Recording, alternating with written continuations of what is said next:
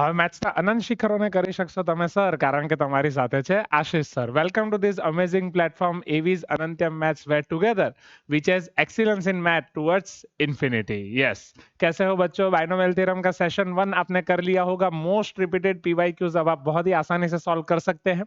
Now आज के session में मैं बाइनोमियल थ्योरम का लेक्चर 2 लेके आ गया हूं, जहां पे एक और पैटर्न मैं आपको दिखाने जा रहा हूं, जहां पे बिगिनिंग और एंड से fifth term, six term, seven term, eight term, इसके रेशियोज पूछे जाते हैं. आइए मैं दिखाता हूं इनको कैसे सॉल्व किया जाता है. ये इसी साल मैंने गरम गरम शॉर्टकट बनाया है, बहुत ही प्यारा शॉर्टकट है, बहुत ही मजा आएगा. और जेई के पीवाईक्यूज भी कराऊंगा एज यूजुअल. क्वेश्चन कुछ इस तरीके का होगा कि आपको एक बाइनोमियल एक्सपांशन दिया जाएगा, जैसे यहाँ पे a plus B to the power n, और आपको बोला जाएगा कि भाई स्टार्टिंग से, मैं याद नहीं कि बिगिनिंग से कोई टर्म है, six term, seven term, anything, जिसे हम generally r plus one term नाम देते हैं, और एंडिंग से भी आपको सेम बोला जाएगा कि भाई बिगिनिंग से फिफ्थ टर्म और एंडिंग से फिफ्थ टर्म का रेशियो समथिंग समथिंग.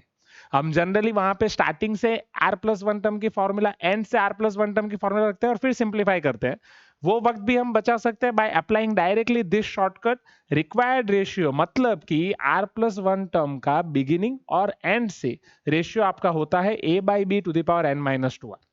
इसी क्वेश्चन को अगर मान लो जेई को थोड़ा ट्विस्ट करके भी पूछना है, तो ट्विस्ट करके ज्यादा से ज्यादा जेई आपको इस तरीके से पूछेगा कि बिगिनिंग और एंड की जगह एंड से बिगिनिंग कर दे. मतलब अगर यही रेशियो आपको रिवर्स पूछते हैं, मतलब आपको पूछते हैं ratio of r plus one term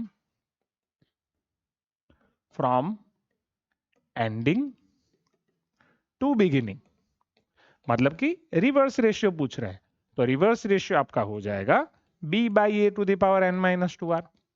या फिर कई बार शब्दों में आपको उलझा सकते हैं, वो सारी चीजें मैं आपको पीवाईक्यूज में दिखाने जा रहा हूं.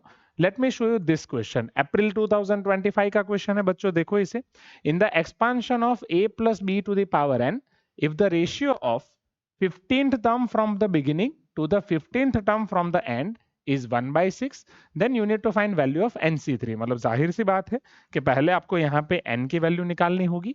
चलो n की वैल्यू निकालने के लिए सबसे पहले जो डेटा हमें दिया गया है उनकी वैल्यूज रख देते हैं. जैसे कि आप यहाँ पे देख सकते हैं, a की वैल्यू हो जाएगी 2 to the power 1 by 3, b की वैल्यू हो जाएगी 1 by 3 to the power 1 by 3, या आप उसे 3 to the power minus 1 by 3 भी लिख सकते हैं. n तो आपका यहाँ पे n ही है. रेशियो 15 टर्म, यहाँ पे बच्चे जल्दबाजी में r को 15 ले लेते हैं, बट r प्लस वन 15 होगा, उस पर गौर फरमाइएगा. ठीक है, तो r प्लस वन 15 है, तो r की वैल्यू बेटा आपकी 14 हो जाएगी. वंस आपकी r की वैल्यू भी फिक्स हो चुकी है. अब रेशियो एक बार देख लें कि ऑर्डर क्या है, बिगिनिंग से एंड है कि एंड से बिगिनिंग. जैसा कि मैंने आपको बोला, अगर बिगिनिंग से एंड देंगे तो हम a बाई बी लेंगे, और एंड से बिगिनिंग लेंगे तो b बाई ए. हमें पता ही है बिगिनिंग से end ratio a by B, और एंड से बिगिनिंग तो हम रेशियो लेंगे b बाई ए. बस उसी का आपको सहारा लेना है. तो यहाँ पे जो रेशियो हमें दिया गया है वो बिगिनिंग से एंड है, तो a by B to the power n minus two R हो जाएगा. आइए इसमें सारी वैल्यूज रखते हैं बेटा. रेशियो आप यहाँ पे गौर से देखें, रेशियो हमें दिया है 1 by 6. What is the value of a? That is 2 to the power 1 by 3. What is the value of b? That is 3 to the power minus 1 by 3. यहाँ मैं लिखूंगा 1 upon 3 to the power 1 by 3 to the power n minus 2 times 14. अब जैसे मैं इसको simplify करने जा रहा हूँ, लेफ्ट हैंड साइड पे ये आपका हो जाएगा 6 to the power minus 1, right hand side पे ये हो जाएगा 6 to the power n minus 28 by 3. दोनों तरफ अगर मैं पावर्स को इक्वेट कर दूं बेटा, तो minus 1 is equal to n minus 28 by 3 हो जाएगा. After a little bit simplification I can get value of n which would be n minus 28, यहाँ आपका होगा माइनस 3, तो n आपको 28 माइनस 3 मतलब 25 मिल जाएगा. पर अगर आप क्वेश्चन को गौर से देखें तो आपको यहाँ पे n की वैल्यू नहीं पर nc3 की वैल्यू पूछी गई है, और वो भी निकालना आपके लिए काफी आसान है.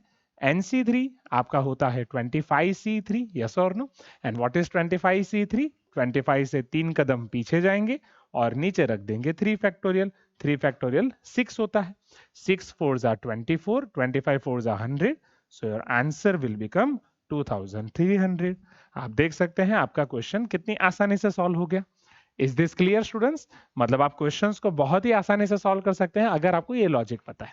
आइए अब इसी क्वेश्चन को थोड़ा ट्विस्ट करके जेई कैसे पूछ सकता है, उसके लिए late me show you PYQ of 2022. हालांकि अभी तक के जितने पीवाईक्यूज मैंने कराए हैं बच्चों को, उन सब में सीधी तरीके से ही पूछा है. हो सकता है 2026 में थोड़ा चेंज कर दे, लाइक एंड से बिगिनिंग का पूछ ले, और ये तभी अप्लाई होगा जब दोनों से r+1 आपका सेम है। अगर r+1 अलग है, you can use your OG approach, कि वहां पे आपको r+1 टर्म पता ही है, NCR a to the power n minus r b to the power r, और जब आप रिवर्स से अप्लाई करते हैं तो आई गेस आप a और b को इंटरचेंज करके ही करते होंगे, तो उससे आपका काम आसान हो जाएगा अगर आपको r की वैल्यू अलग अलग दी गई है।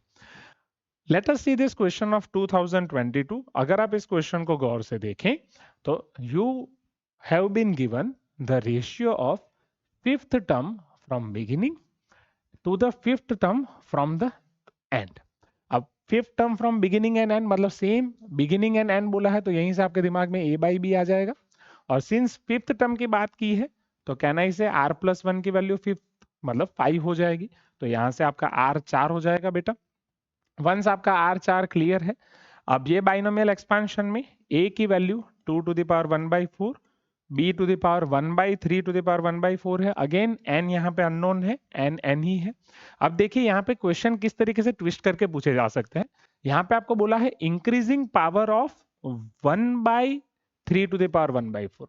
आपको पता ही है बच्चों, जब भी हम a plus B to the power n का बाइनोमियल एक्सपेंशन लिखते हैं तो बाइनोमियल एक्सपेंशन में जो b की पावर है वो इंक्रीज होती है, लाइक पावर ऑफ b आपकी कंसेक्यूटिव टर्म में इंक्रीज होती है और power of a consecutive term में डिक्रीज होती जाती है। हाँ या ना? Please give me some response. ये तो आपको पता ही है क्योंकि इसका जनरल टर्म आपको पता ही है, sigma r equal to 0 to n NCR a to the power n minus r b to the power r। तो हो सकता है अब यहाँ पे ये b की पोजीशन ही है, हो सकता है इस क्वेश्चन को 2026 में जेई को चेंज करना हो तो वो ऐसा लिख सकते हैं कि in the increasing power of इसकी जगह पे 2 टू द पावर 1/4 दे दें। अगर इसकी जगह पे 2 टू द पावर 1/4 देंगे तो b क्या होगा? जी हाँ, सही पहचाना आपने, b 2 टू द पावर 1/4 हो जाएगा। मतलब अगर क्वेश्चन में आपको अच्छे से पढ़ना है कि किसकी इंक्रीजिंग पावर में बोला गया, जिसकी इंक्रीजिंग पावर में बोला जाएगा उससे b ले लेना है। इसी क्वेश्चन में 2 to the power 1/4 plus 1/3 to the power 1/4 to the power n को अगर मैं increasing power of 2 to the power 1/4 में एक्सपांड कर रहा हूं तो जाहिर सी बात है मुझे 2 टू द पावर 1/4 को b लेना पड़ेगा। क्या ये चीज क्लियर है बच्चों? चलो, वंस आपको ये सारी चीजें क्लियर हैं और रेशियो आपको दिया गया है तो रेशियो का यूज करते हुए हम आगे बढ़ते हैं। Ratio you have been given, that is 6 to the power 1/4 by 1. Then if the sixth term from beginning is this, then alpha. Alpha ढूंढने के लिए पहले मुझे यहाँ पे n को फिगर आउट करना पड़ेगा। चलो, n को फिगर आउट करने के लिए जैसा प्रीवियस केस में हम कर चुके हैं, what is ratio over here बेटा? a by b to the power n minus 2r, क्योंकि हमने देख लिया है बिगिनिंग से एंड ही बोला गया है हर तरीके से, is equal to 6 to the power 1/4। A की वैल्यू आप देखेंगे 2 टू द पावर 1/4 है, बी की वैल्यू आप देखेंगे तो 3 टू द पावर -1/4 है। एन आपका एज इट इज है, आर की वैल्यू यहाँ पे 4 है विच वुड बी n-8, ये 6 टू द पावर 1/4 आपको दिया गया है। प्रीवियस क्वेश्चन जैसा ही सिंप्लीफिकेशन है, आप गौर से देखें तो ये 6 टू द पावर n-8/4 होगा और सामने 6 टू द पावर 1/4 होगा। जैसे आप इन दोनों को कंपेयर कर रहे हैं, n-8 की वैल्यू 1 हो जाएगी और n की वैल्यू यहां से मिल जाएगी आपको 9। Once you got this value, अगर n की वैल्यू आपको 9 मिल चुकी है, अब इसकी मदद से मुझे नेक्स्ट डेटा पे आगे बढ़ना है। नेक्स्ट डेटा पे आप गौर फरमाएं तो आपको बोला है 6 टर्म फ्रॉम द बिगिनिंग।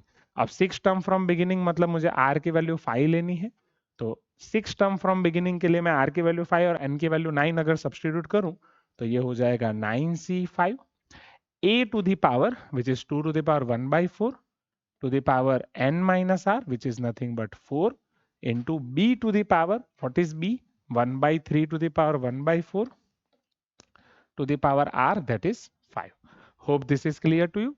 अब मुझे इसको सिंप्लीफाई करके अल्फा निकालना है, तो गौर से देखे बेटा इधर 9c5 which is same as 9c4, 9c5 and 9c4 दोनों चीजें आपकी सेम होती हैं, तो ये 9 8 7 6 4 कदम पीछे upon 4 factorial 4 3 2 1 2 to the power 1/4 to the power 4 that would be 2 और ये आपका 1/3 to the power 1/4 into 1/3 to the power 1/4 to the power 4 में लिख सकता हूँ, ताकि ये भी मेरा अलग हो चुका है। अब आपको यहाँ पे पता चल ही जाएगा, अगर इस टर्म को मैं इग्नोर करूँ 3 टू द पावर 1/4, तो बाकी की सारी टर्म्स आपको अल्फा दे देंगी। बिल्कुल सही जा रहे हैं आप। 4 2 जा 8 कैंसल आउट हो जाएगा, 3 3 जा 9 कैंसल आउट हो जाएगा। तो इसे फिलहाल मैं 3 into 7 into 6 as it is रख रहा हूँ। यहाँ पे 2 है अपॉन 4th रूट ऑफ 3 है, और उसी के साथ इधर 1/3 हो जाएगा। अगेन ये 3 3 कट हो जाएगा। सो 7 6 जा 42, 42 2 जा 84, ये आपकी हो जाएगी वैल्यू ऑफ अल्फा। तो अल्फा बस वही आपको पूछा है। So value of alpha will be 84।